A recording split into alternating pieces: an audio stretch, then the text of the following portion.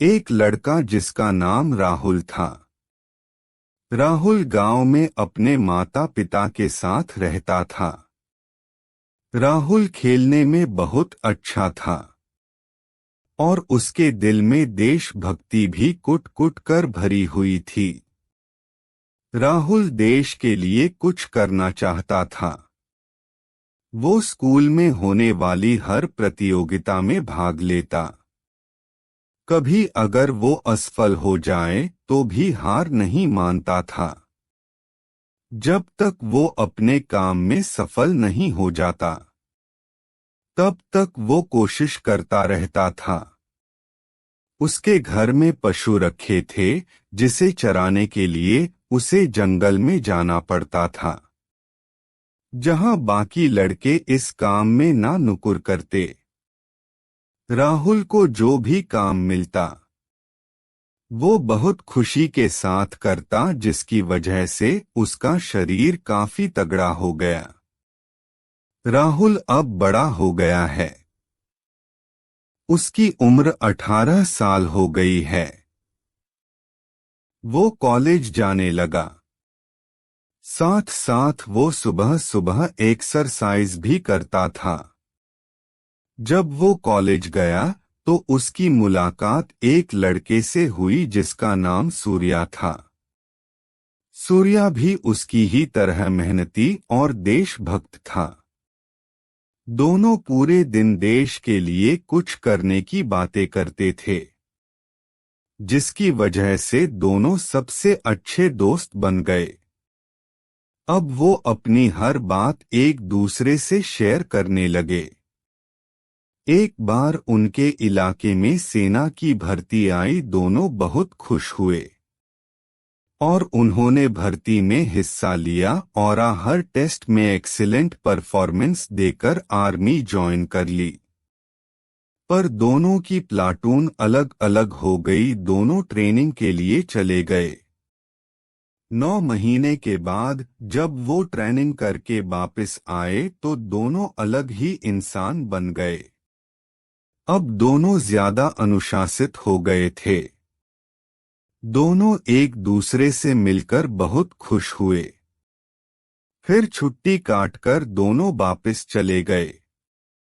सेना में राहुल की अच्छी परफॉर्मेंस देखकर उसको कमांडो प्रशिक्षण के लिए भेज दिया गया, जिसके बाद राहुल अब कमांडो बन गया था और उसकी ड्यूटी बॉर्डर पर लग गई, जहां की मुश्किल परिस्थितियों में भी राहुल ने बहुत अच्छी तरह खुद को ढाल लिया। सूर्या की प्लाटून भी सीमा क्षेत्र में ही थी, पर कुछ दूर थी। वो भी अपनी प्लाटून में खास नाम कमा चुका था। एक बार राहुल को खबर मिलती है सूर्या 7 दिन से गायब है। वो 6 लोगों की टीम बॉर्डर पर निगरानी के लिए गई थी, पर वो वापस नहीं आए। शक है कि उनको आतंकवादियों ने कैद कर लिया है। राहुल और उसके साथ 6 कमांडो की टीम को सर्च करने का काम मिलता है। राहुल अपनी टीम के साथ जब उस जगह पहुंचते हैं तो उनको एक सुराग मिलता है और फिर वो उस जगह को ढूंढ लेते हैं जहां सूर्या की टीम को कुछ आतंकवादियों ने बांध कर रखा होता है। राहुल की टीम प्लानिंग करती है और बहुत धीरे से अंदर जाती है।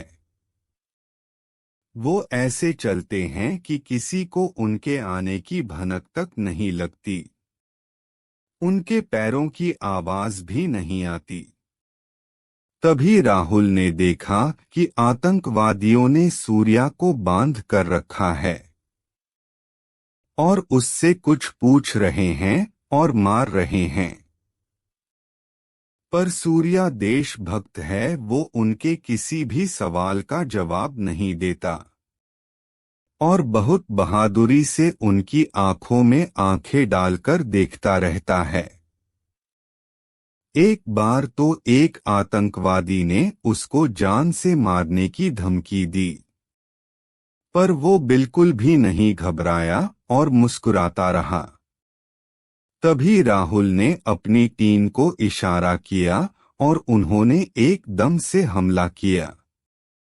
उनका हमला इतना जोरदार था कि आतंकवादियों को समझ नहीं आया कि क्या हुआ।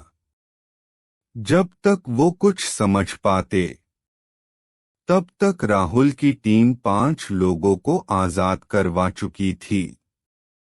सूर्या क्योंकि बीच में था, वहां 4 लोग खड़े थे, तो राहुल अकेला उन पर कूद पड़ा।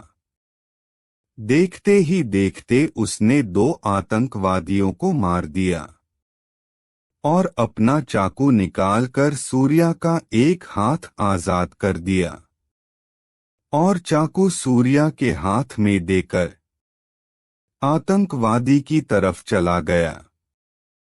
सूर्या ने बिना देरी लगाए चाकू से अपनी रस्सी काट ली और चाकू से एक आतंकवादी को मार दिया। इधर राहुल ने चौथे आतंकवादी को भी मार दिया और सूर्या और उसकी टीम को आजाद करवा लिया। फिर उसने सूर्या को बहुत जोर से गले लगाया और वापस ले आया। हर तरफ राहुल, सूर्या और उनकी टीम के बहादुरी की कहानियां गूंजने लगीं।